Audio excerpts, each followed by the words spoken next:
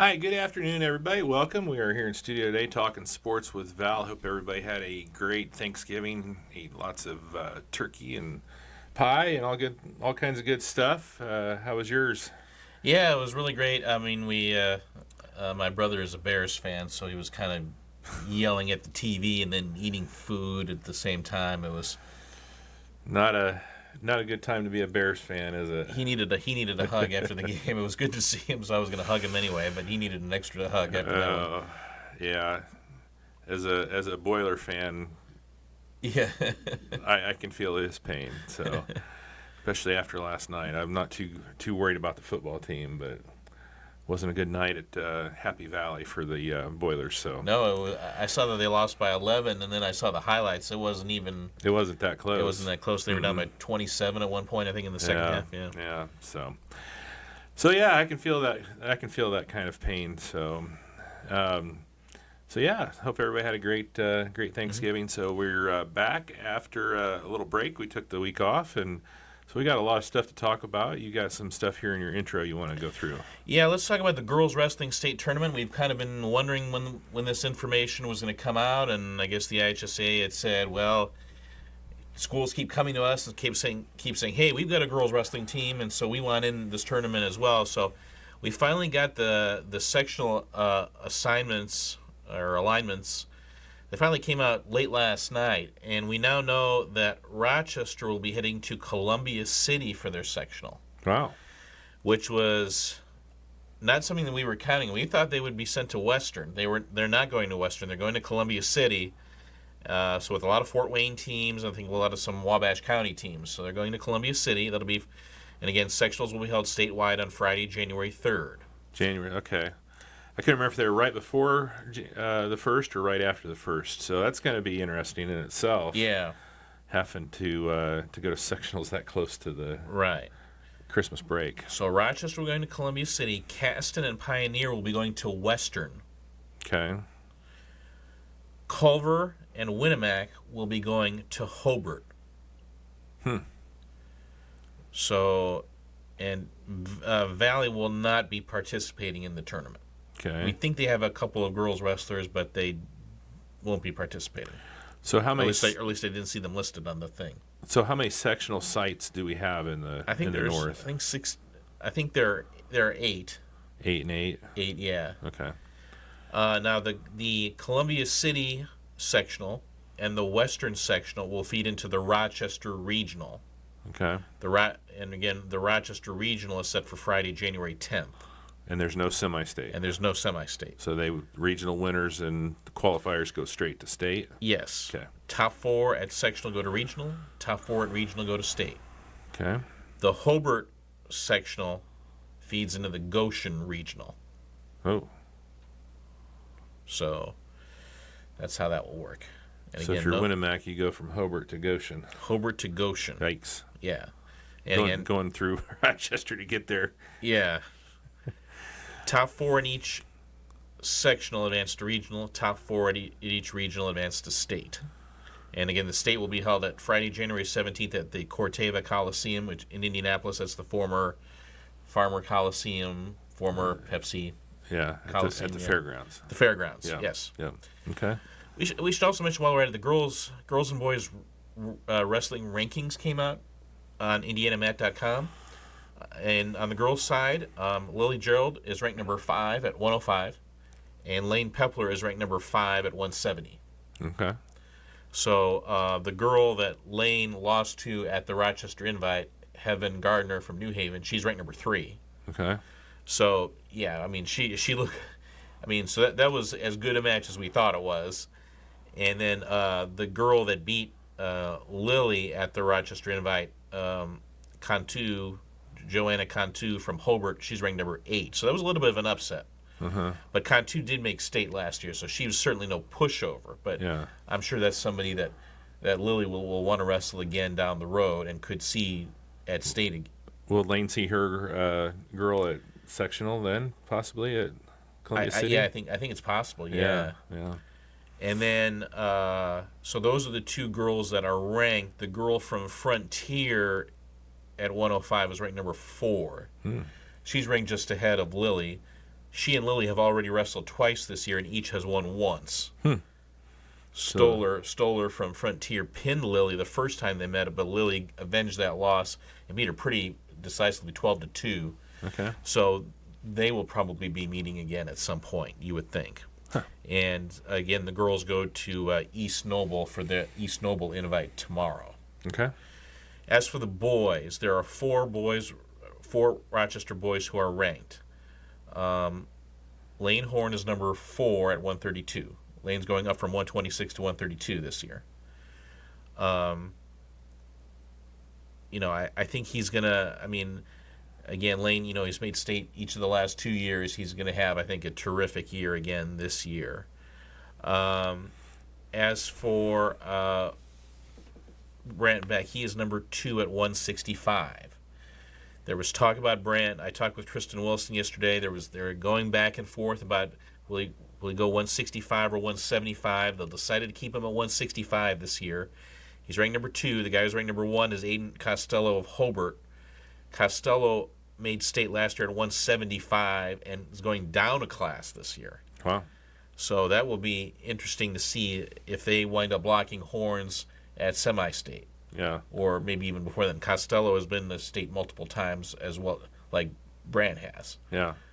But a lot, there's been talk. The Kressel kid from Warren Central was so dominant last year, and he's going up to 175. And some people maybe I don't know does it make sense to avoid him or what. Is that why the one's going down? Maybe I don't know. You don't see that a lot, right? You don't see him go down that much, right? Yeah. I was talking with Tristan Wilson, talking about Brant's kind of his engine, that it would actually be tough to maintain 175 because he expends so much energy on the mat. Right. So yeah. And then the other Wyatt Davis, again, if you've seen Wyatt, he has transformed his body. He was 150 last year. He is wrestling at 190 this year. Wow. And he is ranked number 13 in the state. And I asked Tristan Wilson about him. He goes, he looks like Wyatt. He does the same things. He's just at 190 now. Remember, Wyatt was 113 as a freshman, and he's now at 190. Wow, that's crazy. Yeah. And I'm assuming it's muscle. Yeah, we see him on the soccer field. Yeah. He doesn't true. lack for athleticism Right. on the soccer field. Right. And then the other one, Declan Gard, he wrestled at 175 last year. He is going all the way up to heavyweight, and he is number 19 in the state. And, for Declan, getting 175 was a real tough weight cut last year. It was tough. Mm-hmm. And he and his dad had some clashes over that. But it's something where I think Coach Wilson now taking over, thinks that, Declan really, first of all, Declan likes it. Mm-hmm. He likes wrestling at, at first the plan was 215, and now it's just, he just kind of kept growing and just kind of, hey, I like this. And he's kind of light on his feet now, and they hope to get him at around 240, 245 and wrestle at heavyweight, and he thinks, that he can be comfortable at that weight, and he can just focus. Once you get to 240, 245, all you have to really do is worry about your wrestling and not so much your weight. Mm-hmm. And he thinks he's really going to enjoy that. So. And he's legit at that weight? Yeah, have you seen Declan? I have not. I have not seen him for a year, yeah. Yeah. Oh, wow. Yeah, wow, Declan's, he's grown. Yeah. Okay. He's gotten 2 or 3 inches taller, it looks like, as well. Has he? Okay. So Rochester will forfeit 106, 113, and 120 on the boys' side this year. Okay. There was a couple kids who did not come out, but yeah, so no 106, 113, 120. Reed Perry's gone from 113 to 138, so everybody's growing in this team. Wow. So yeah, definitely Coach Wilson likes his team. They're going to the Maconaquah Super Duels. It's a 2-day tournament, today and tomorrow, and he goes, we're going there to win it. Yeah. So, yeah. Again, it's maybe not quite the Rochester team that they've had the previous couple of years, and obviously it's a new coach, but same high goals. Yeah. And I'll be writing about Coach Wilson and the Zebras coming up on the website pretty soon. But Coach Wilson, his story is a really interesting story. He grew up in Flint, Michigan, and there was some crime in Flint, and Mom and Dad just said, we got to leave. Yeah. This is not a good place to raise a kid. Yeah. And so the family had a meeting one day, and they said, "Where do you want to move? You want to move to Kansas, or do you want to move to Fort Wayne, Indiana?" And they decided on Fort Wayne because it was a little bit closer. He went to Carroll High School. He wound up dedicating his life to wrestling at that point. He went to Manchester University. He met Bryce Roberts. Bryce said, "Hey, where are you from?" He goes, "I'm from this town, Rochester, Indiana." He goes, "I'm going to move back there once I graduate." And, my coach at Rochester was this guy, Clinton Guard. He went here too. He goes, you want to come with me? And Tristan Wilson, he had not met Sarah at that point. He just said, "No, sure, I'll give it a shot." Okay. And he met Clint Guard, and the rest is history.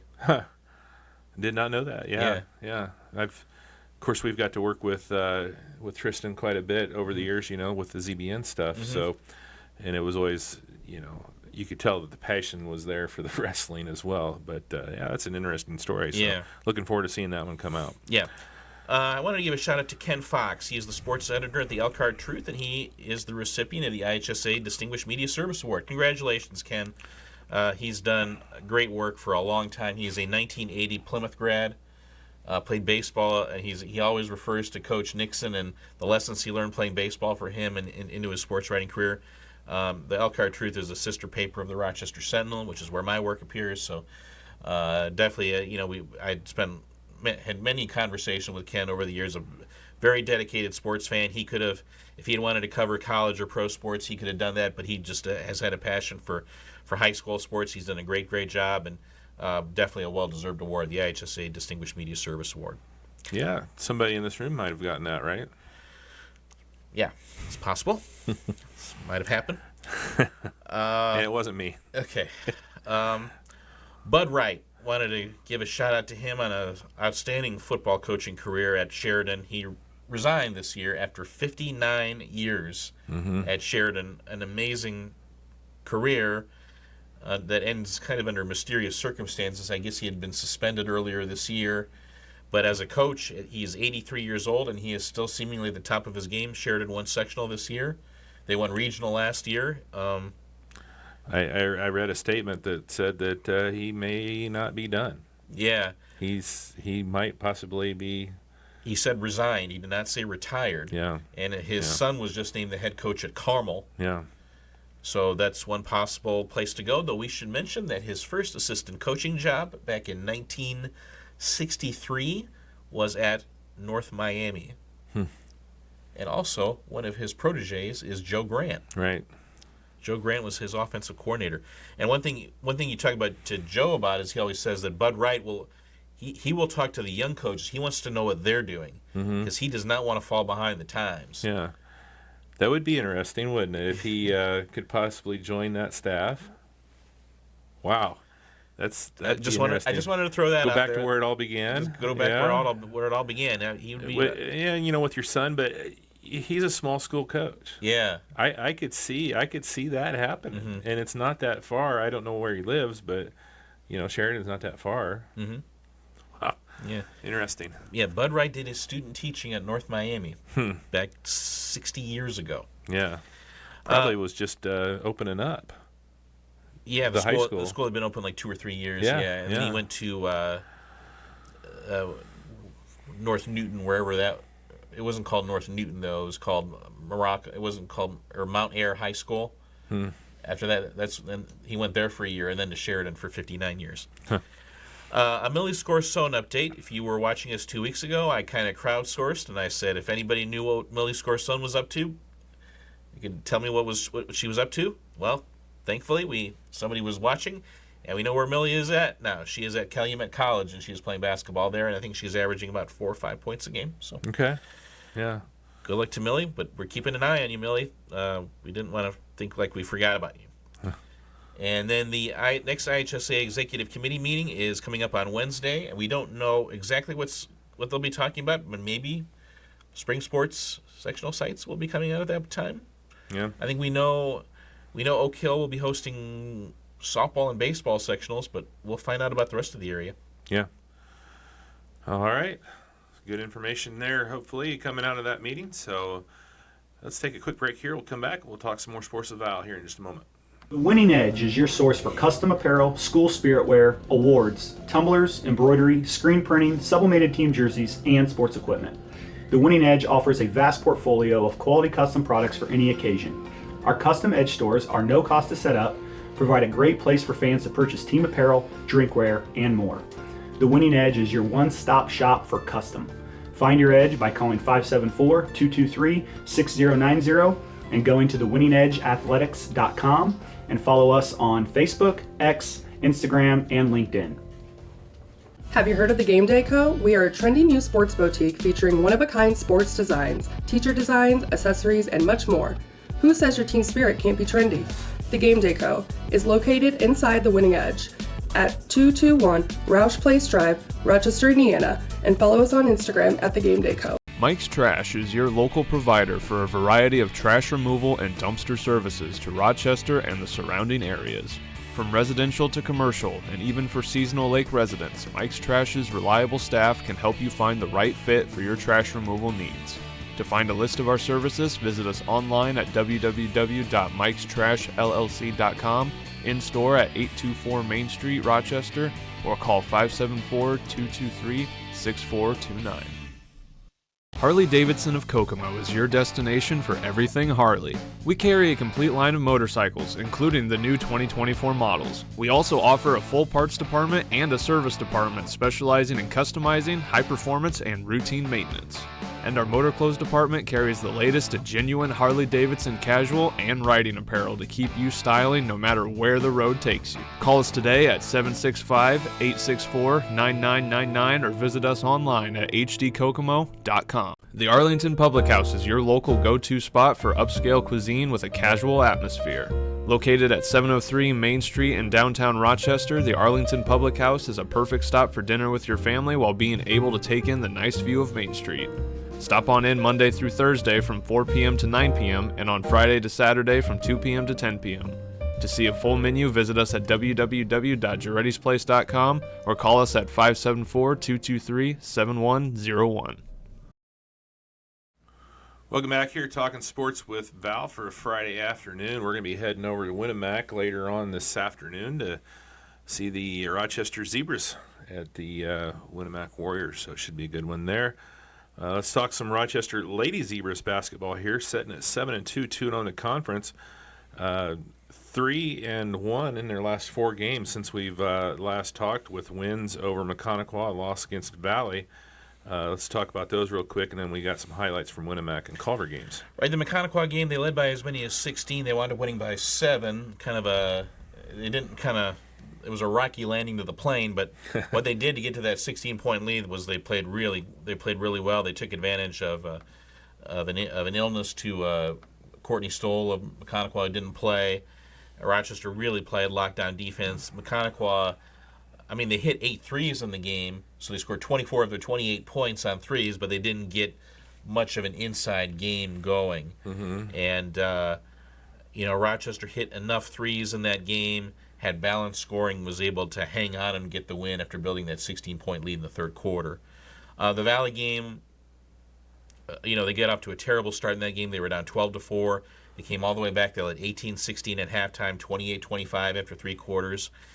But then Valley just turned the game around in the fourth quarter, outscored Rochester 15-5. And I don't know if it was Valley's physical style that kind of wore Rochester down. But again, the Lady Z's had trouble scoring. Coach Burris said that they looked timid after that game. But meanwhile, Gabby Gonzalez took over. She outscored the entire Rochester team 7-5 in the fourth quarter of that game. Yeah. Hit a couple big free throws, hit a couple big shots on drives. Dalen Bussard moved in the starting lineup, played well for Valley. And Valley was able to get a 40-33 win. Haley Stuckey hit a big 3 for Valley as well. Mm-hmm. And then that led. So Rochester was 5-2 at that point, and that led to their game against Winamac last Saturday at Winamac.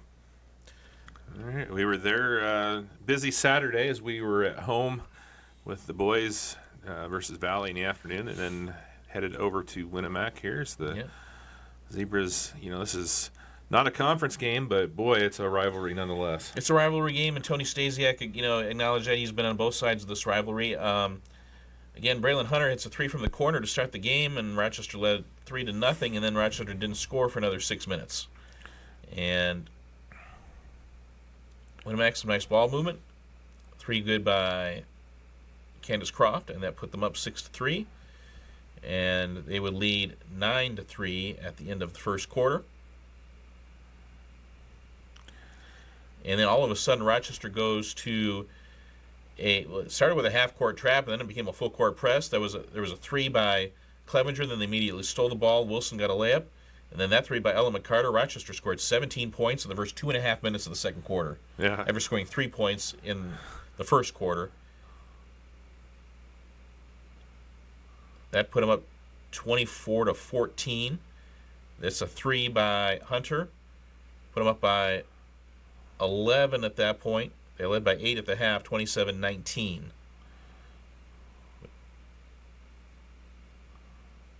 Winamac kept firing away in the third quarter.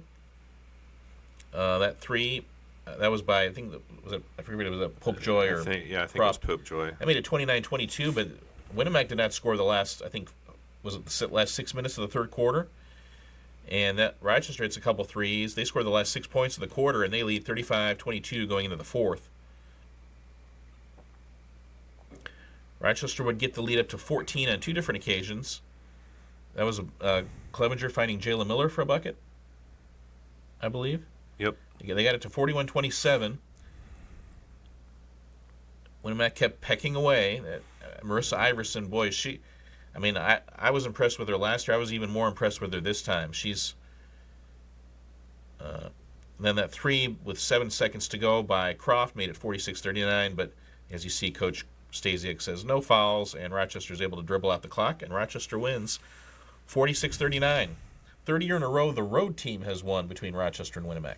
Yeah. You know, the Zebras struggle a little bit at the beginning of games. That's a little bit concerning, but able to battle back in this one. And, you know, it was one of those things, too, kind of the same thing against Valley. You know, they struggled at the beginning. So it's starting the game off, I guess, a little bit stronger is probably something that Coach Burris is wanting them to work on. Right. But if you're a Rochester fan, you had to be thrilled for Ella McCarter. She scored only 1 point against Valley 4 days earlier. She comes up with 15 big points on the road against a good team in Winamac. Riley Clevenger had 10. Aubrey Wilson had 10. Yeah.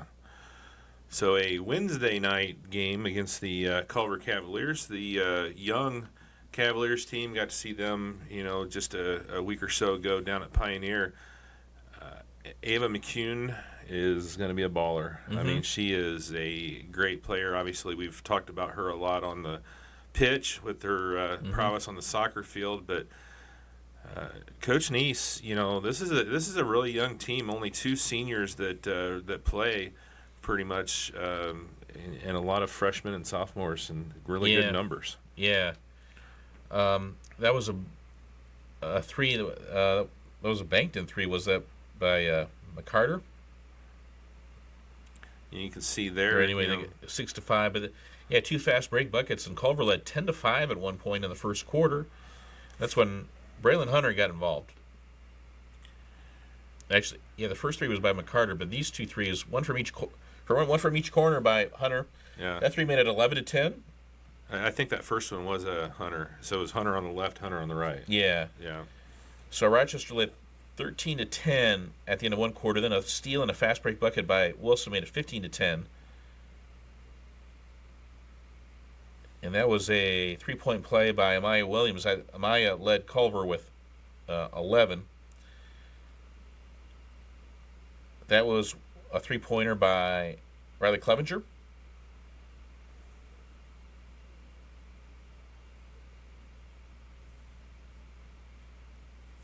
And that was Aubrey Wilson taking a shot. We ended up with a technical call there against Ashlyn Barron. Ashlyn Barron got called for a technical. That 3-pointer by Brianna Schlemmer with about 1:15 to go in the half cut the Rochester lead to 5. I think that was Culver's only made 3. Yeah, that was only made 3 of the game. Yeah. So Rochester led 21-16 at halftime. Culver gets the first bucket in the third quarter, and McKean with a nice cut to the hoop.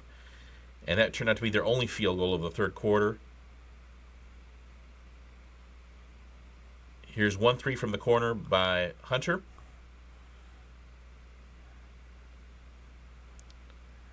And this next one here is a different shot.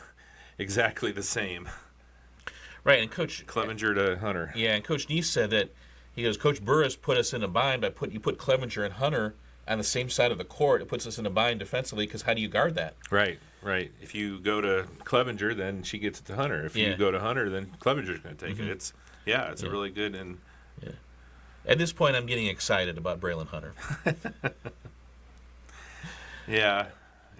Perhaps unusually excited, and perhaps I referenced an NBC show of the 1980s. I was more shocked at the number of people that didn't get the reference. Okay. Because I did. Okay. I definitely did. Okay. I thought it was great. Okay. And then Clevenger added one more 3, so Rochester wins 45-27.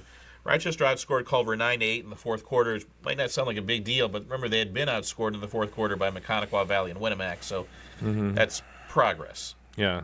So Rochester now 7-2 overall. And again, Rochester, the three-pointers was the story of the game. Rochester hit 10 threes. Culver hit only 1. Yeah. And Culver only hit 1 3, and they only had 5 free throw attempts. So back in action in conference play tomorrow night, they head over to Southwood. So, I've seen the Southwood team. They're pesky. And you know how it is going to Southwood. Yeah. So, Well, 2 years ago, Rochester lost there. Yeah. I mean, I think Rochester should win this game, but you also thought they should have won that game 2 years ago. So it'll be interesting to see what happens. Right. Hallie Pershing is a great volleyball player on that Southwood team that made it all the way to semi-state. She's also a really good basketball player. Averages about 12 points and 8 rebounds a game. Gracie Lambert, she's the catcher on their softball team that won sectional last year. Yeah. She's a good basketball player, too. Averages about 9 a game. She can shoot from outside. Yeah. We found that out the hard way down at Pioneer. Okay. Yeah. So, Southwood had a nice win over Eastbrook, 42-33 on Wednesday night. They probably hadn't beaten Eastbrook in a while. Yeah. So that was a good win for them. So I think feeling better about where they are with Coach Norman, who's a really fine coach. Yeah. And they're going to pressure. They're gonna come out with some pressure. Seems to be their MO. Yeah, I think they're going to want a chaotic game. And so will Rochester press them though? That will be because Rochester's had some success pressing teams the past couple weeks. Yeah. That'll be an interesting one, and then heading up to Knox on Wednesday before hosting Wabash. That's an afternoon game next Saturday, right? Right, it's an afternoon game next Saturday. Yeah, so that'll be interesting. That's right. That's an interesting Wabash team too. Yeah, Knox. Knox remembers who knocked them out of sectionals last year. It was the Lady Z's, so they'll be ready for. I'm sure they'll be ready for them. It's a good addition to the schedule, and then. Yeah, Wabash will be an interesting game. That's not only a conference rival but a sectional rival, and Wabash has their big 3 with Honeycutt, Daughtry, and Bussard. And Daughtry is a stud. Yeah, she's a flat out stud. Hadn't seen her play. Obviously transferring in from St. Louis, and she is a stud. I would say she's the best player on that team. Okay. And that's saying a lot, obviously, with Honeycutt and Bussard. Yeah, and I mean the ratings seem to think that that Wabash game will come down to the wire. Yeah. So yeah, I don't doubt it. All right, boys basketball. The Zebras coming in on Saturday. We talked about that. It was a Saturday afternoon game versus Valley. This was kind of a last-minute game because the original game had gotten canceled. And then when North Miami had to push their game that was supposed to be Saturday back, that opened that date up for the Zebras and the Vikings. So yeah. Got a chance to renew the rivalry. Not a conference game anymore, but you can see Stephen Akase, he's poised to have just a tremendous season. I tell you what. Yeah. He's added some elements to his game this year. Obviously, we'll see it in a minute with some outside shooting, too. Yeah. But for the Zebras, the first quarter, ooh. It was rough, and it seemed like it wasn't necessarily that they couldn't get shots; they just couldn't make shots. I don't know what you thought of the first quarter. They were down 9-0. Yeah, 9-0, and then Akase there adds a 3. Yeah, he hits a 3, and all of us it's 12-0. Yeah. Rochester finally gets their first basket here. That was, I believe, Prater. Almost 8 minutes into the game. Almost 10 minutes into the game. They made it 12-2. The lead would eventually get to 17-3.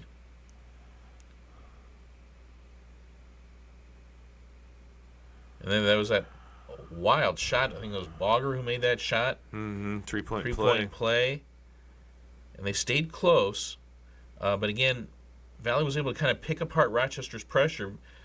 Blaine Sheets had a great game passing the ball. And Valley led by 12 at the half, 25-13. Rochester gets 2 3-point plays to start the second half. That was a 3-point play by Prater to get it down to 6 at 25-19. But then that was a 3-point play by DeAndre Hamilton, and looking back, I think that was a pretty big play. DeAndre, not a big time scorer, but he got that 3-point play. And then this is a 3-pointer from the corner by, I think it was Reinert, who hits the 3. Valley had gone to a zone for a few possessions, but Reinert shoots over the top of that. They got it down to 36-30. Yeah, you're talking about the passing from Sheets. That was a great cross-quarter there. You don't normally want to throw that one, but... Ian Cooksey was just terrific in this game. He scored 20. That 3 gave him a 10-point lead.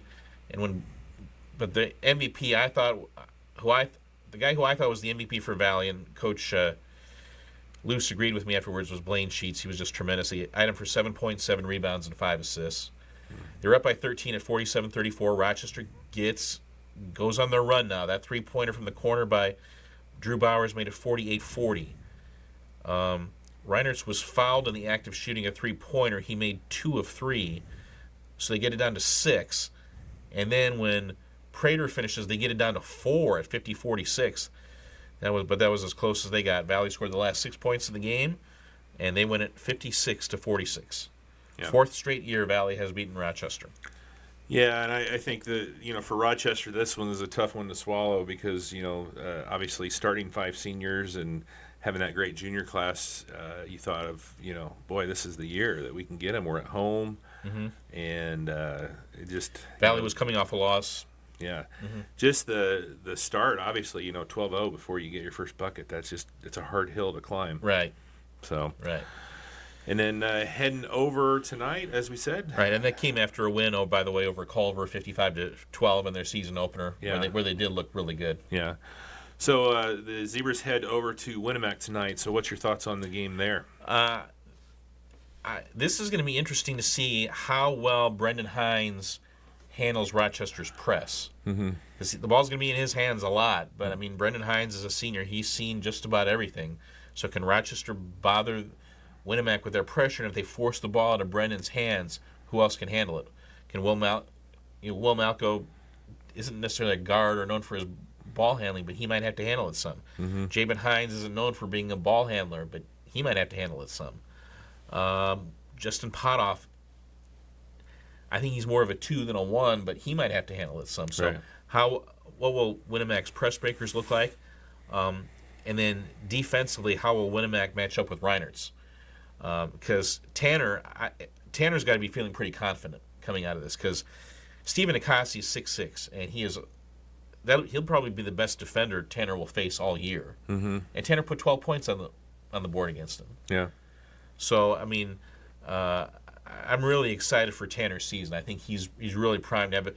Tanner was, even during tennis season, Tanner was like, "So what do you think about basketball this year, Val?" He would come up to me and ask me about basketball. So I think Tanner's been kind of, he wants to have a really great senior year in basketball, and I'm really curious to see what kind of game he has tonight. Yeah. And can Rochester's defense bother Winnemac, and can Rochester get points in the paint against a Winnemac team that doesn't have a true center? Yeah. So we'll talk more about the upcoming games after next week's show, but they do host North Judson next Friday, and then they go to Logan on Saturday. Right. So and that will be North Judson's season opener next Friday. Right. Obviously just finishing their football season up. Right. Less than 2 weeks after, a lot of those guys played in the state championship game. Yep. All right. Anything else on the Zebras? Nope. All right. Let's take another break here. We'll be back. Talk some more sports with Val here in just a moment. For over 90 years, Community State Bank has brought reliable and convenient banking services to its customers. Start by signing up for a free account with no minimum balance and no monthly fees. And when you create your free account, you can head over to our website at csbnetbank.com to access online banking and even add a debit card to your smartphone for payments on the go. Or hop on the App Store or Google Play Store and download our app for quick access to your funds once you sign up. Make banking easy with Community State Bank. Say hello to a whole new world of growing possibilities with Nutrien Ag Solutions. Let the experts at Nutrien Ag Solutions help you realize the highest crop yield with the most sustainable solutions possible. Stop by their local location just east of Fulton or call at 574-857-3555 or visit online at www.nutrienagsolutions.com to see how Nutrien can help you. At Webb's Family Pharmacy, we strive to provide our community with a better alternative. We respect the many choices our patients have when it comes to healthcare needs. When they choose us, we go above and beyond to offer them personalized service and care that will consistently remind them of why we are a superior choice to other pharmacies.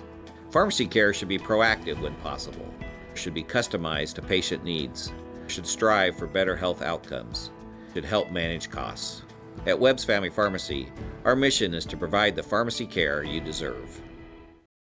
Are you ready to take your home's comfort to the next level? The Insulation Guys can evaluate your attic, walls, basement, and crawl space to determine where insulation can be added or upgraded.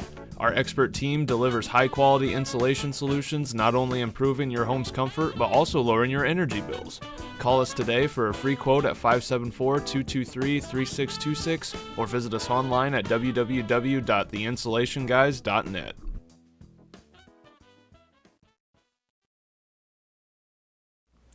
Welcome back here, Talking Sports with Val, as we head into our Friday evening over at Winamac with the Rochester Zebras coming up next. Let's talk a little bit more about Tippecanoe Valley. We already talked about the games with Rochester that both the boys and the girls had. Before the trip to Rochester, the girls had a tough loss at home to John Glenn. Yeah, that was the night we were at the Maryville Warsaw football games. We weren't able to go to that, but John Valley actually led that game going into the fourth quarter, and John Glenn just got red hot from three-point line in the fourth quarter and won 42-30. That's a John Glenn team that's having a really good year. They have lost their last two games, but to really good teams. I think South Bend St. Joe and Westfield beat them, but at that point they were unbeaten and having a really good year. Right. In fact, 30 points was the most points they had allowed in a game this year, believe it or not. Yeah. So that's going to be interesting. Obviously, a conference game. For Valley, you don't think about that. But they're 3-5 overall. They're 0-1 in the conference. Yeah. And then last night the Pilgrims came to town and got the win over the Vikings. Yeah, Plymouth wound up winning 50-46 in overtime. Plymouth outscored Valley 8-4 in the overtime. Gabby Gonzalez had all 4 of the points for Valley in the overtime, and she finished with 18 for the game. Carly Snyder had 12, but they held Lucy Hayden scoreless for the game. So that was big. Kudos to Plymouth for doing that, because that's a Plymouth team that's really guard-oriented. I mean, they start 4 guards, really almost 5 guards sometimes. Yeah. And kudos to Hadley Wise. She had 6 points for Valley, but she had 2 big buckets in the fourth quarter when the game was kind of going back and forth there. So with Valley, talking with Coach Parker, hey, if you play well in practice, you'll get playing time in the game. Yeah. But there's definitely this accountability that's being built as she gets her program going. And, you go back to that Rochester game when she put Bussard in the starting lineup. She put Stuckey in the starting lineup. She gave Mulaney Costello, the freshman, she gave her some playing time. And Mulaney, first time she touches the ball, she shoots.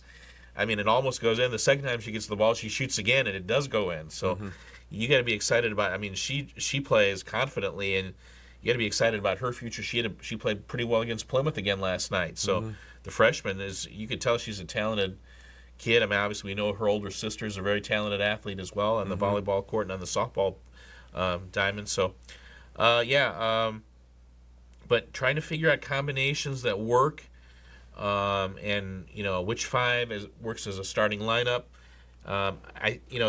They've had some success in the zone, but I think it was their man that really pulled out that Rochester game. We'll see if they continue. We'll see what defense they kind of get good at going forward, because They've got a really, really tough opponent with Bremen coming to town tomorrow night. That Bremen game was kind of the traditional season opener for Valley, but now they're playing it here in December now that it's a conference game. Yeah, it's a big one for them, obviously, because they don't want to go 0-2 in the conference. Right. And, Bremen is one of those teams that's favored in that conference. Right, and you remember, we said it about Knox, you remember who knocked you out of sectional. Yeah, and Bremen, the Vikings, I'm sure, remember that one. I mean, that was an unbelievable game and an unbelievably heartbreaking ending for Valley season last year. And again, it's the same faces for Bremen: Foster, Grubbs, Kincaid. Yeah. They host Triton on Wednesday. That's a team that's struggling so far this year. So that one will be a fun coaching matchup with Rebecca Parker and Ashley Faulkner going at it. Of course, they were college teammates at the University of Evansville, and will be going up and both coaching their alma maters. Yeah. And then at Jimtown next Friday, Lady Jimmy's struggling a bit this year. On the boys' side, we talked about the win at Rochester. That was coming off of their opening loss at Homestead, and they led pretty late in that game. They led 21-17 at halftime, but scored only 10 points in the fourth quarter, and I think Homestead just kind of wore them down. But there aren't many teams that are going to wear Valley down. Yeah. But you're talking about a 6A football school. Yeah. I mean, a 4A, obviously, basketball school, and just they've got talent coming out of every inch of that school. Yeah. It seems like every year. And Yeah. Of course, we've seen some big time players come out of there in the past. Obviously, with Biggie and some of the other players that have come out of there. Yeah. Now I was wondering how, and boy, again, they responded so well against Rochester. They were really well prepared for Rochester's traps. Mm-hmm. And again, Sheets Cooksley had 20, Akasi had 15, and Sheets had 7. Yeah. But he also had 7 boards and 5 assists, and Sheets is a really good defender as well. Yeah. Because remember, he had to guard Xavier Vance, and he's given up. Sheets is listed at 6'3", X is listed at 6'5". I think there might be more than a 2-inch height difference between the two. Yeah.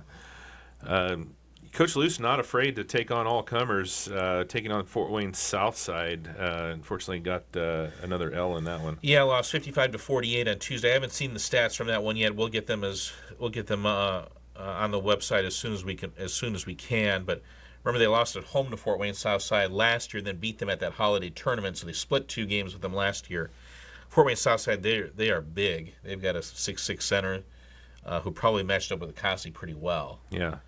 So they go tonight over to Knox, take on Jason Breeden and his new team. Jason Breeden and his new team, and this is Knox's season opener because, of course, their football season ended late. So we'll see. And the word on the street is that Miles McLaughlin, who's also a pretty good basketball player, might be out with a knee. Oh, really? Injury. I think he's their leading returning scorer. Yeah.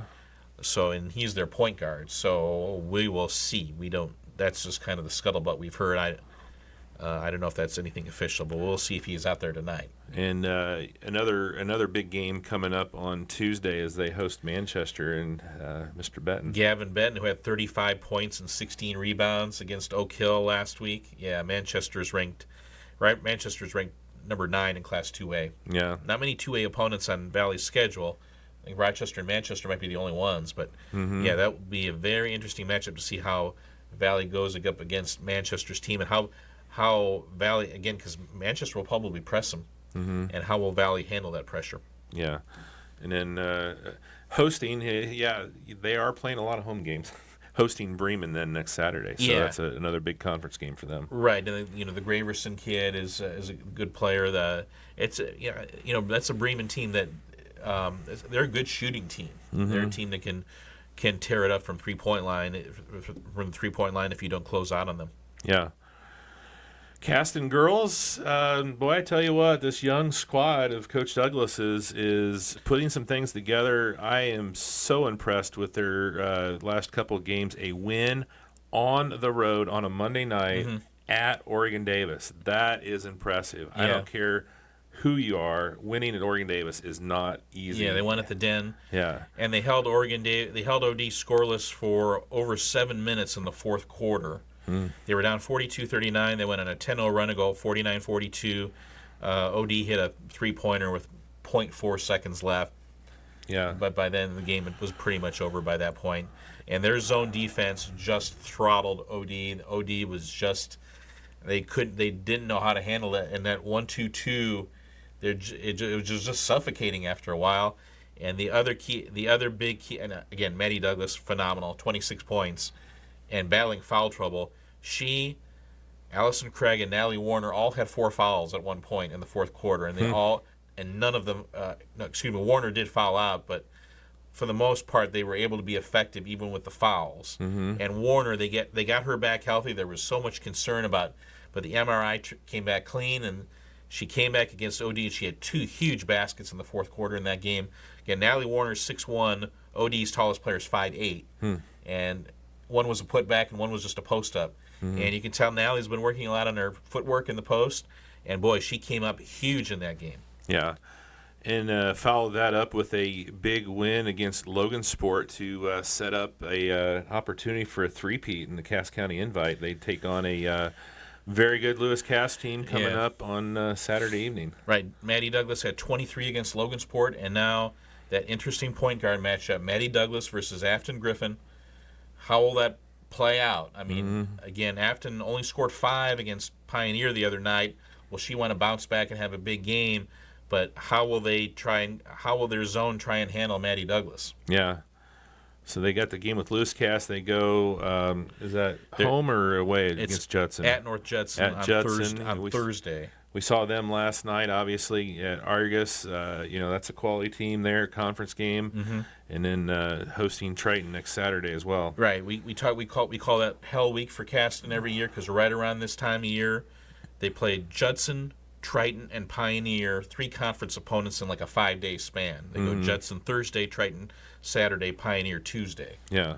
So we'll see how they handle that. But, of course, Triton is winless and Pioneer is winless, so you have to think they'd be favored in at least the last 2 games. And I'm very curious to see how they do it, how Colvin and Douglas handled Judson's pressure defensively. Yeah, that's going to be interesting on the road, too. Yeah, and how will Caston guard Caitlin Tunis? Yeah.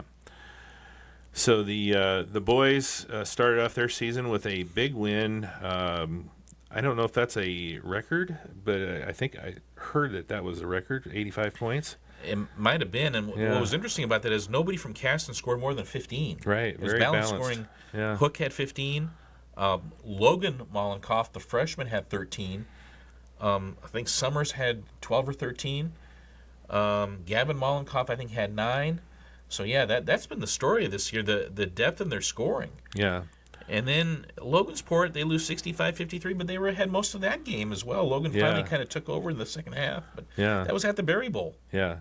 Yeah, tough loss there, and they'll take on Lewis Cass. So it's interesting. The boys and girls matchups are the same, for both the winners' brackets and losers' brackets. They're just flip-flopped. Yeah. So, Lewis Cass and Caston will be competing for the consolation. Yeah. And Pioneer and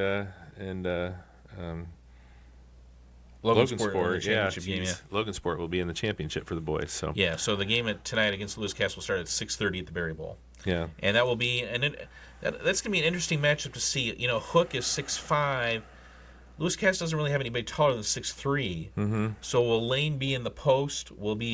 And how might Lewis Cass defend Cass? Because Lewis Cass is physical. That's the one word that came to mind watching Lewis Cass play the other night. Well, that's one thing that Kerry was saying, though, against Logansport. They have a 6'6" kid, and they really didn't have Lane guarding him. They had Drew McGrew guarding him. So I don't know if they're trying to utilize Lane's outside skills more, because he's obviously one that can shoot outside and can handle it. Trying to keep him out of the mix in the middle. So I don't know. So we'll see what they do against Lewis Cass, and then Carroll, good again. Good team again. Beat Lewis Cass. They're 2-0 already. They get Carroll at home next Friday, but again, that's wherever you play Carroll, it's going to be a tough game. Yeah. And then they travel to Frontier next Saturday. That is not a sectional rival anymore, but still will be a tough always a tough trip when you go to Chalmers. Yeah. All right, anything else on the comments? That's all. All right, let's take another quick break here. We'll come back, talk some more Sports of Val here in just a moment. Some see a wrestling match. we see a 6-minute lesson in grit.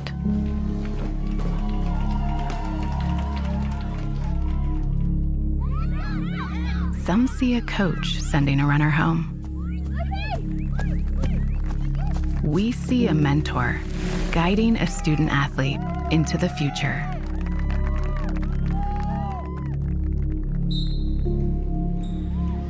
Some see a volleyball match.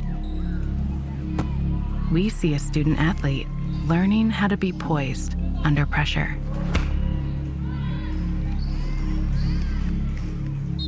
Some see a high school football stadium. We see the one place where the whole community comes together. Welcome to Timbercrest Senior Living Community in North Manchester, Indiana. As you transition to the next stage in your life, Timbercrest is here to help you every step of the way. From deciding if a life plan community is a good fit for you, to touring and picking out your new home, to making the move and sharing your next step in life with family and friends. We aim to make the process as smooth and enjoyable as possible.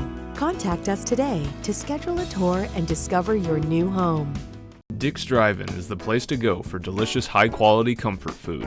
Locally owned since 1957, Dick's Drive-In serves a variety of meals that are sure to satisfy your cravings, with menu items such as cheeseburgers, tenderloins, hot dogs, sloppy joes, and more.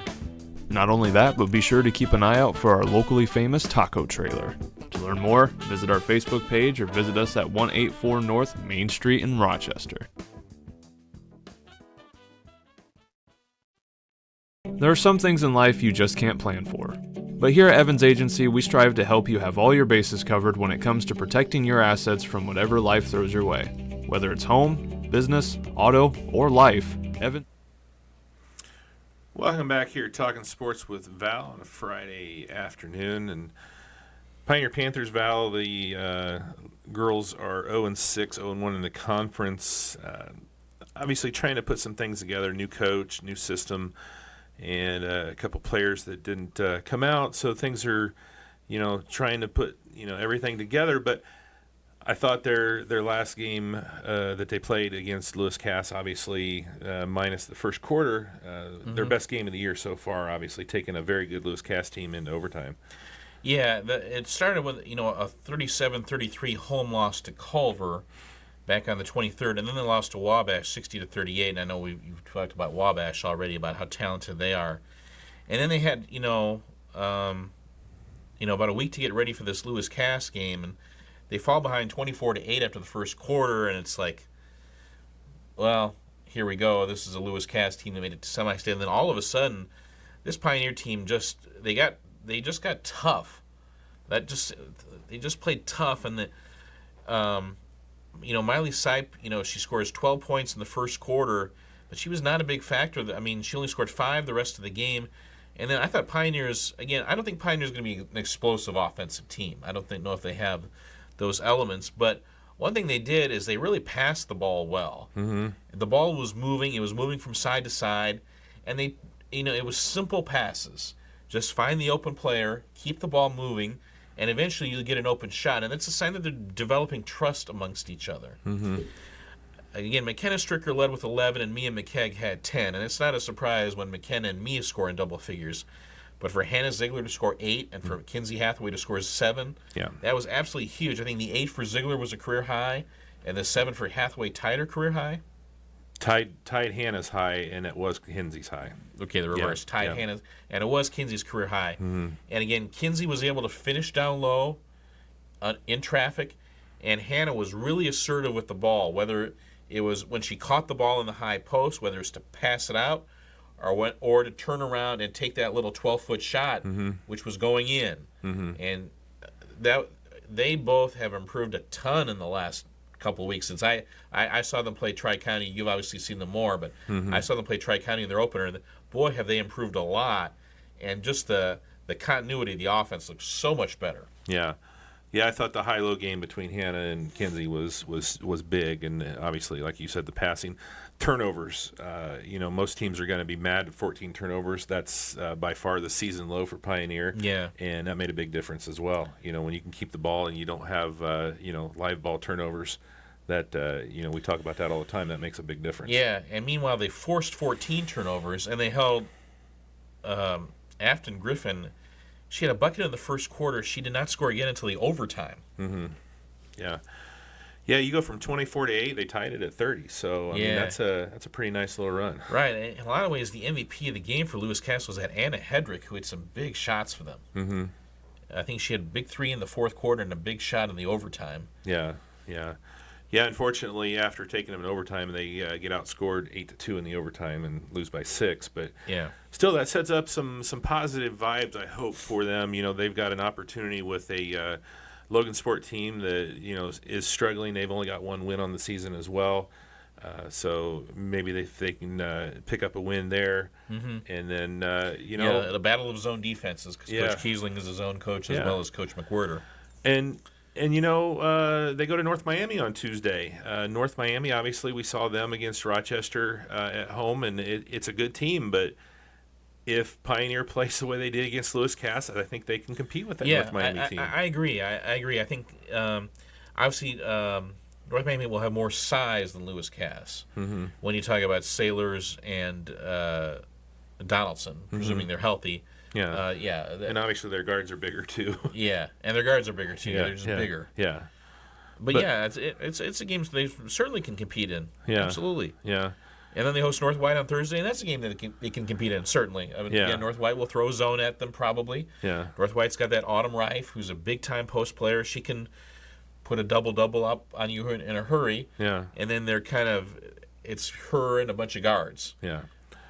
Yeah, it would be interesting. And then, of course, LaPorte coming in next Saturday. They've struggled the last few years. It's in one of those games that Pioneer hopefully can get another win. They've played 6 games in the first basically 4 weeks of the season, and they're going to play 6 games before Christmas now. Yeah. So schedule picks up a little bit here for the Panthers. Yeah, but these are 4 winnable games coming up in the next 8 days. Yeah. 8 or 9 days, Boys, I tell you what, they open up with a loss against Northwestern, but they come back and they pick up a win versus Lewis Cass at home in the opening round of the Cass County Invite. They're going to be playing for a championship coming up tonight. Yeah, and I was talking with Lucas Perry after the game, and there's just a mesh that with this team. I just liked a lot of what I saw from this team on Tuesday night. They're down 21-11 in the second quarter, and things aren't going well, but they just keep at it.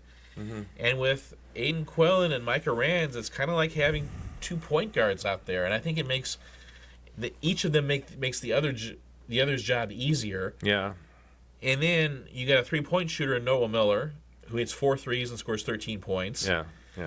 And if you put too much attention on Rands and Quillen, well, Noah's hiding out on the wing or in the corner. Yeah. And he's just a deadly 3-point shooter. He's one of the best 3-point shooters in our area. And then, on top of that, you've got Shiloh Ryan, and boy, has he improved. I mean, he's listed at 6 feet, but boy, you can just tell he's just bulked up from football. Mm-hmm. He's listed as a guard, but I really call him more of a power forward, really. I mean, and he's able to finish at the rim against these physical Lewis Cass guys. And Shiloh had 12 as well. I was really impressed by him. Yeah. Tell me if I'm wrong. I don't watch a lot of the Pioneer boys, but Noah Miller, a lot better on defense than I remember him being as well. I thought he was a lot tougher all around. Yeah. I mean, just a tough-nosed kid, what I saw in that game against Lewis Cass. He got a cut below his eye. He had to put a Band-Aid on his eye, and then he had to be helped off later in the game because he was cramping. Yeah. Yeah, so I didn't stick around for the second half of that one, but Micah Rands apparently had a little bit of a second half. Yeah, first of all, and it was interesting. Coach McKegg calls timeout with about like 5 minutes to go in the third quarter, and it wasn't an X's and O's talk. It was a pep talk. It was, hey guys, we've talked about this before. It was right around like 4 minutes to go in the third quarter of games last year was when teams would go on runs against us. Well, guys, this isn't happening tonight. We're going on a run against them, and starts now. And they go on a 16-4 run right after that pep talk. Yeah. And Micah Rand scored 12 for the game. He scored 8 in the fourth quarter. And, I mean, he looked like a quarterback driving into the lane and putting his head down because you don't want to do that, but you are not going to deny me from getting to the lane and finishing strong at the basket. And then one time he drives to the basket, draws the defense, and drops it off to Ryan for a layup. Yeah, Micah was great in the fourth quarter, and he's just so athletic that he is hard to keep out of the paint. Yeah. What are your thoughts on Pioneer and Logansport? Well, I think what I want to know about Logansport is how much do they shoot from the outside and how well do they shoot from the outside, and how will Coach McKegg have to adjust his zone to that defense? Because Lewis Cass gets hot. The Trey Johnson hits 2 threes early, and then Dieter hits a 3, and they're down by 9. But the zone became a lot more active after that. So how will they be active in the zone, and can they keep the ball out of the paint? This is going to come down to defense from a Pioneer standpoint. Yeah. And they got to get Perry going. I mean, Lucas fouled out of the game, and he didn't score at all against Lewis. But I mean, that's a good sign. Yeah. Lucas Perry was not a big factor. They win without him scoring. He was in foul trouble basically the whole night. Yeah. So yeah. they were able to win. But let's see if they can get Lucas going in this game. But I think they've got a chance in this game. Logansport's kind of hard to figure out. They got blown out by Peru in their first game, bounced back against Caston. I'm kind of curious to know where their heads are at right now. Be interesting. I didn't look at the history there, but I'm guessing it's been a little while since they've Pioneers won the Cass County. Yeah. I imagine it's been quite a while. Yeah. I didn't look at the direct link to see what the date was, but it's been a while since they've even played in the championship. Yeah, and the schedule does not lighten up because Triton comes to Royal Center next Friday, and then they travel to North Miami next Saturday. So a Friday, Saturday, back-to-back, both games conference games. How's Triton doing? I haven't really seen much on the boys' side. Beat Plymouth the other night. Oh. I think that was at Plymouth. Yeah. And again, Triton, they check all the boxes. They're doing normal Triton things. Right. Do they have a sharpshooter? Yep. Check Gage Riffle. Do they have a big guy? Check Tanner Whithoyo. Do they have a point guard? Check Workman. Yeah. Do they have a defensive stopper? They do everything well. Yeah. And they're always so well prepared defensively for you. Yeah, well coached. Obviously, Groves is just such a great coach. Yeah. So. And then at North Miami next Saturday, I mean, they won't have any time to prepare, and then Jake Riley is going to be. He's one of the better players on the Pioneer will see all year. Right. All right, let's talk a little Winnemac here. The girls, let's go back to Manchester. So win Manchester, win North White for the Rochester. And Manchester and North White, 2 impressive wins. Manchester's beaten some good teams this year. They got that Emma Walker. Boy, Winnemac was they were really moving the ball well offensively. And then they win at North White, which is always a tough place to win. Yeah. North White is a really tough place to win at. We already talked about the loss to Rochester, and Croft had 15 and Iverson had 12 in that game, by the way. And then a big loss, 54-39 to a really good West Central team that's getting healthy. Yeah, that's the thing. Yeah, they got Kaylee Bishop back, and Winnemac was ahead at halftime of that game, but West Central just went on a big run to start the third quarter and just kind of snowballed from there. Yeah, and it's not going to get any easier. They got Tri-County coming to town. Tri-County coming to town tomorrow night for a 6:30 start. Yeah. So that's going to be a very interesting game to see what Coach Stasiak has in mind. Coach Stasiak's not afraid to go to a junk defense. Yeah. But how do you do that against Tri-County? How do you do that against Tri-County? Yeah, you can't box and one them. I mean, maybe a triangle and 2, but I think you're really running the risk there if you try a triangle and 2 them, and they're just a really good team. It's going to be interesting. Right, and Marissa Iverson, she can play out on the floor some. Do you maybe put her on Zarcy? Yeah. But the only problem is if she guards Zarcy, then who guards Arvin? Right. And, the thing is, you can't, I mean, who you put on Zarcy if you don't put her on her because she's so long, too. Mm-hmm. It's going to be an interesting matchup. See what Coach Stasiak does, and I'm sure it isn't going to be one thing for the whole game. It's going to have to be multiple things. It's going to be multiple things. Yeah. But what impressed me seeing when I saw them play Rochester, that was the first time I had seen them play in person this year. Sadie Popejoy is bigger and stronger. I know I think she throws discus and shot put on the track team, and you can you can see she's really transformed herself. Yeah, yeah, And I think she can guard a big if you asked her to. yeah, yeah. You got Baylor to worry about. You got Luck to worry about. Right. Plus Arvin, plus RC. I mean, it's a Tri-County team they got a lot of weapons. Right, and that's yeah. So Yeah. good luck, Coach. That's all I can say. Yeah. Good luck. It's obviously seen that team, and then Argus coming to town next Friday. Next Friday, and of course, that conference matchup, and it'll be a girls-boys doubleheader. First game of girls-boys doubleheader. Yeah. So again, great point guard matchup with Croft and Barkus in that game, and then DeMont Christian. That's a possible sectional matchup, and it's a team that. It's not. Oh, not for them. They're in our sectional. That's right. Yeah. I was just thinking about it. Yeah, I heard they're actually doing pretty good though, right? DeMont Christian. Right. Yeah. So that'll be the second half of a back-to-back. They go back-to-back Argus and DeMont Christian next Friday. Both games at home, but Yeah. On the boys' side, a loss to Coach Adams and the Twin Lake Indians, but right, always tough to win at Twin Lakes. Yeah. And that was their traditional season opener. And then they bounced back with a win there versus North Newton. Yeah, I think North Newton got hit pretty hard by graduation, and Winnemac beat them 61-27. Yep. And of course, we got Zebras coming to town tonight. Yeah, really interesting to see how this matchup plays out. Again, Winnemac doesn't have a true center, so how do they go about guarding Xavier Vance of Rochester, who's every bit of 6'5"? Mm-hmm. And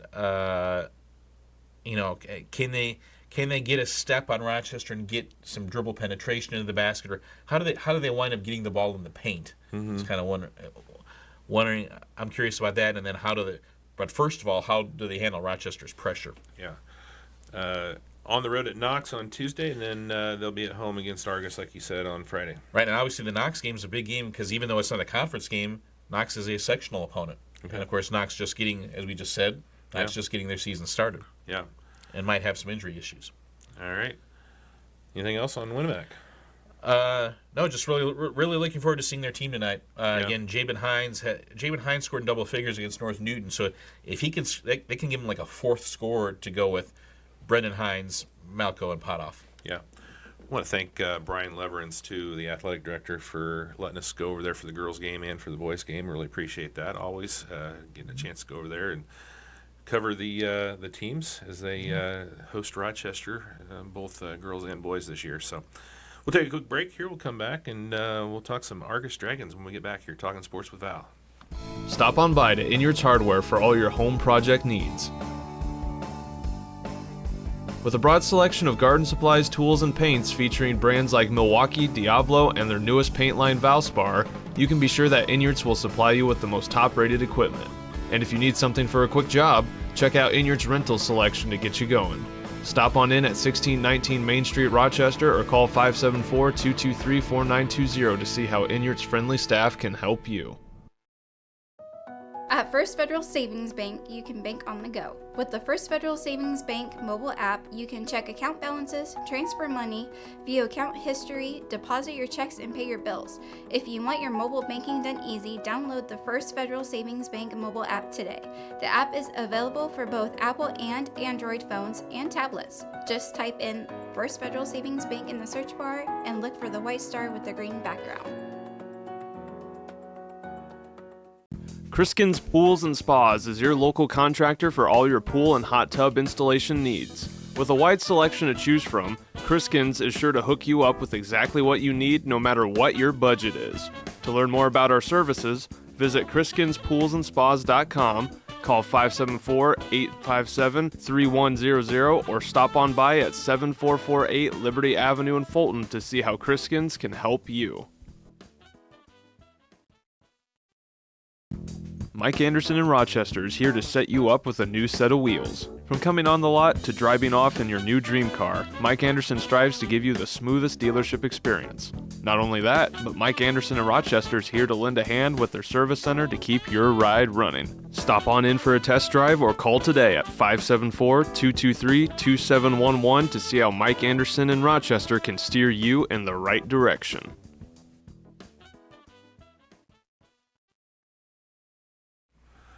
Welcome back here, Talking Sports with Val, on a Friday afternoon as we get ready to head over to Winnemac for the Rochester Zebras and Winnemac Warriors. Val, we got a chance to head up to Argus last night, watch the Lady Dragons take on the North Judson Lady Blue Jays, but let's talk a little bit here about their start to their season, coming in at 3-7, 1-3 in the conference.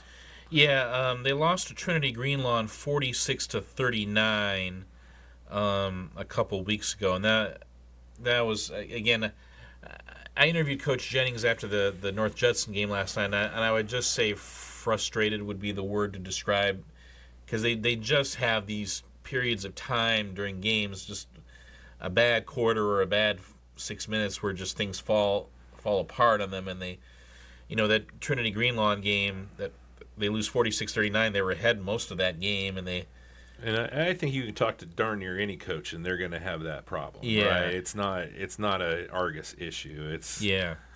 And then they lose at Culver 51-19. They had really dominated that Bell rivalry for a while. And again, Culver is a team with a very promising team. Still, I'm surprised it was 51-19. No Lydia lead for Argus that night, Yeah. So that didn't help. But Yeah. 51-19 was pretty lopsided. They hadn't dominated it for a while. They dominated it forever because they just started the girls' Bell game in 2017. So Argus had not lost that. Yeah. And then Argus bounces back and they beat Bethany Christian 56-30 last Saturday. And so that took us to the North Judson game last night at Phil Waybride Gymnasium. And, North Judson, Lydia lead back for Argus. North Judson, a little bit shorthanded. No Lehigh for the Blue Jays last night. Yeah. But Ellie Bolenbacher finishing at the rim there.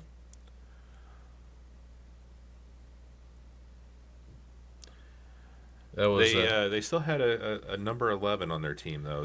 That she didn't have herself too bad of a game. Yeah, but, Kaylin Tunis was. We kind of hyped her up before the game. Was she a conference MVP candidate and did not disappoint. Did not disappoint. In the game last night. There was a 3-pointer by Barkas. She got off to a real strong start in this game. Well, Morgan Barkas, first half she looked like she was going to put her name in that list there for a minute. Yeah. 17 points in the first half. Stealing a layup by Gibson that made it 21-12. North Judson called timeout. That was a 3-pointer from the corner. That was Gibson as well, right? Yeah, Gibson with a 3. I mean, she had a great game as well. Right. He had a lead there at the half for the Dragons. Right, Argus led 29-17 at one point. North Judson closed the first half in an 8-0 run and cut it to 29-25. And then we'll go on a run to start the third quarter as well.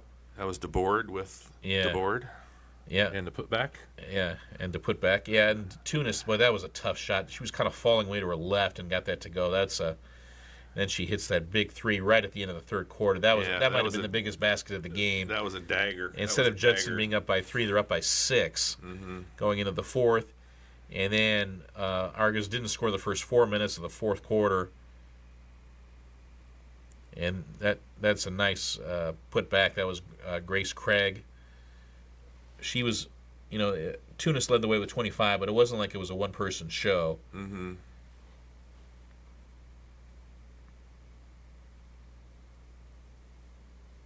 And there was a free throw, and North Judson would dribble out the clock, and North Judson beat Argus 59-46.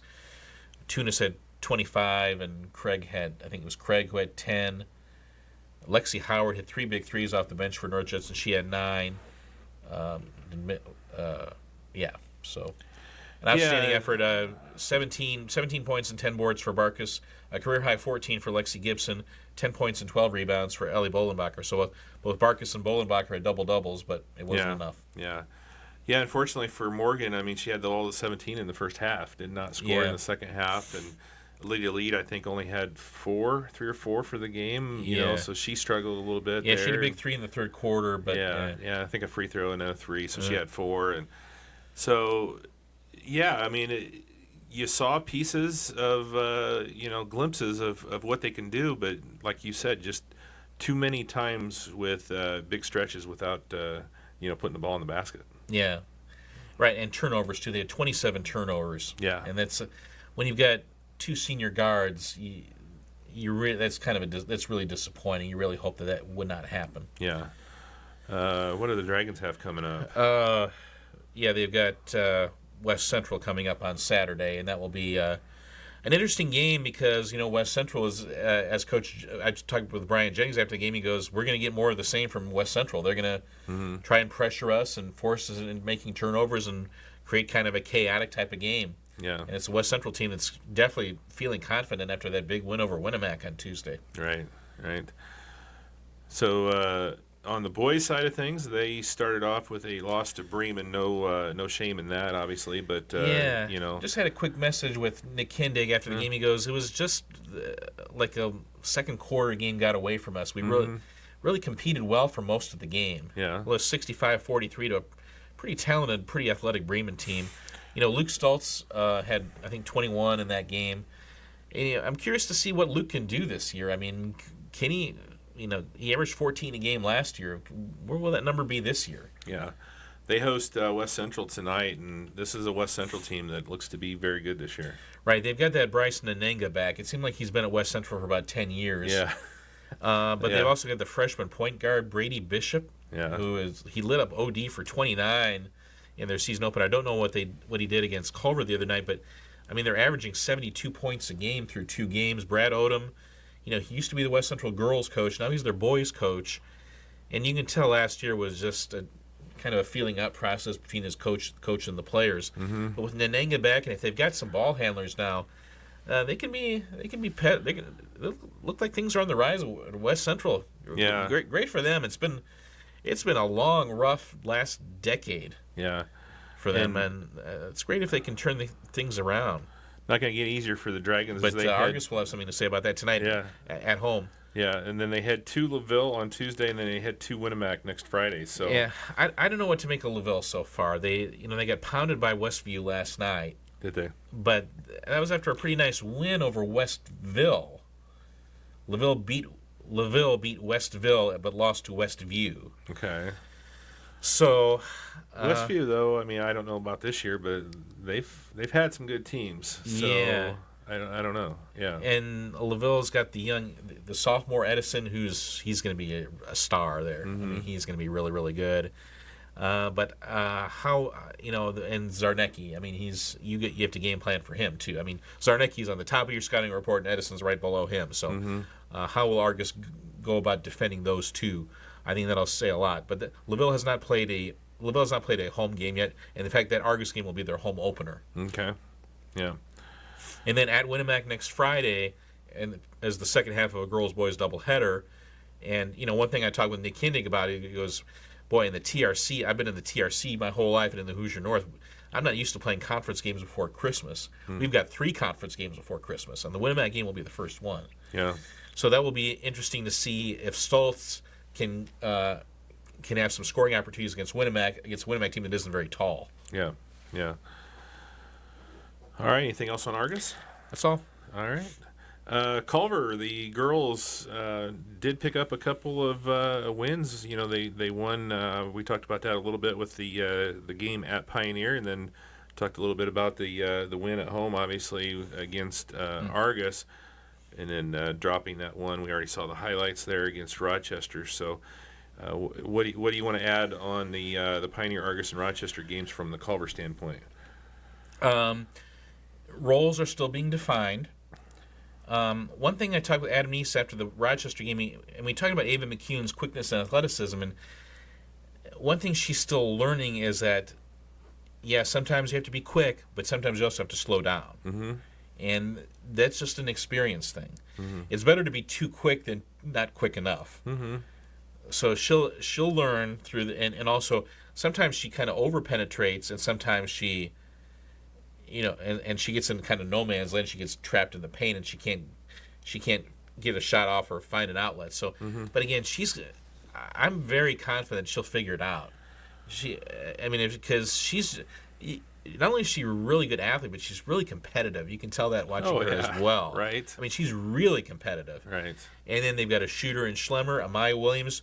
Amaya is not really the traditional high post if the other team plays a zone, but she does that little dive cut well, and she can make that little 10-foot shot. Yeah.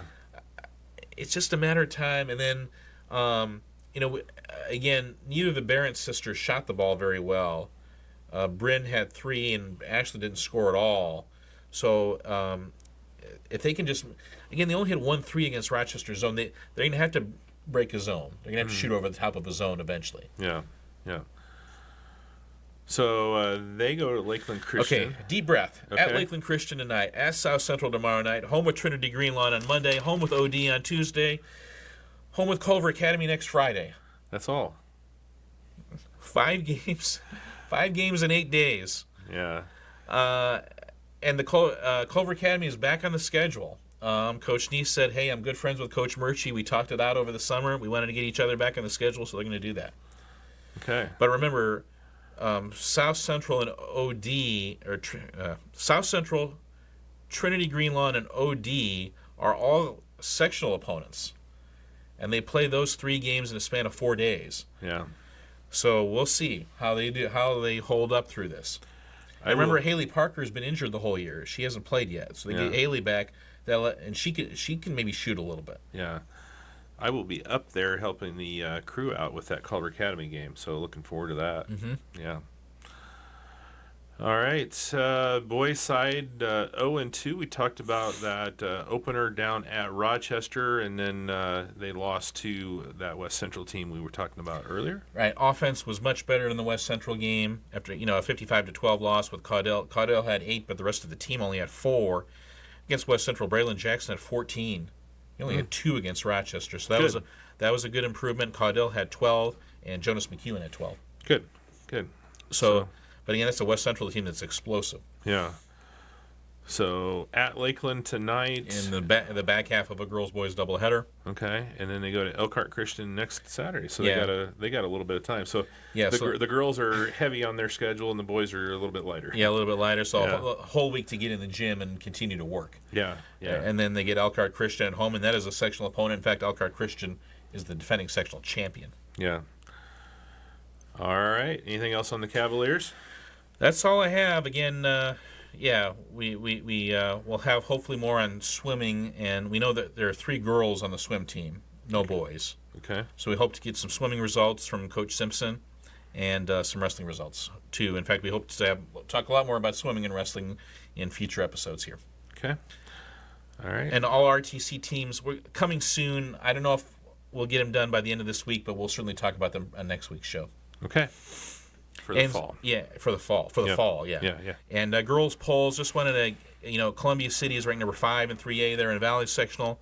Marquette Catholic is 3, and Westville is 4 in 1A. They're in the same, and Morgan Township is 7. All 3 of those teams in the same sectional.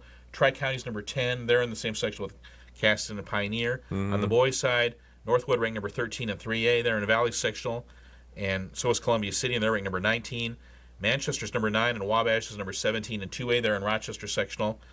Marquette Catholic is number 4 in 1A for the boys. Of course, wouldn't have to worry about any of our area teams. Wouldn't have to worry about them until the regional. Triton is number 11, and Elkhart Christian is number 20 in 1A. They're in the sectional with Argus and Culver. And Southwood, by the way, is ranked number 17 in 1A. On the boys. On the boys' side, yeah. Okay. So they've got the big guy in the guard, Marshall. I mean, the Knights are going to be tough in 1A. Yeah. Yeah. All right. Should be interesting there.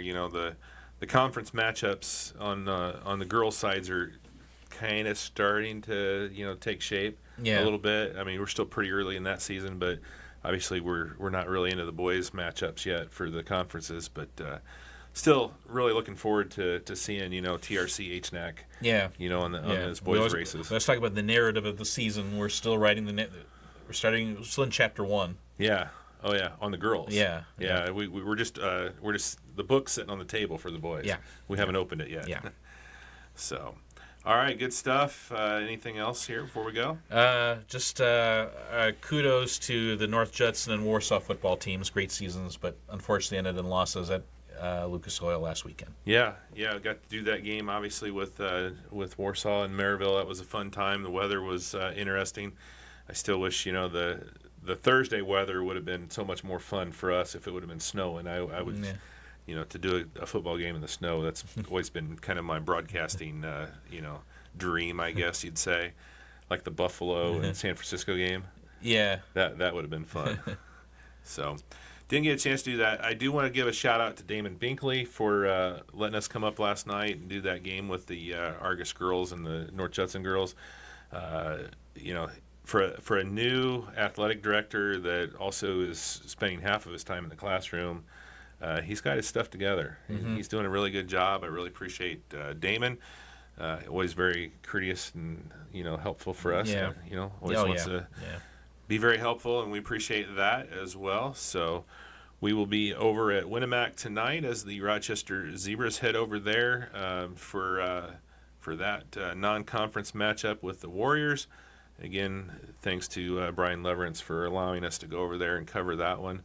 Also, thanks to Adam Miller. I'm going to go down on Tuesday and cover the Pioneer game at North Miami. So he's been very helpful to us down there in North Miami as well. So appreciate the athletic directors. They're always, big help. So, all right, Val, I think that's it. We'll wrap it up. Yep. See you later. See you guys. We'll be back next week. Talk some more sports with Val.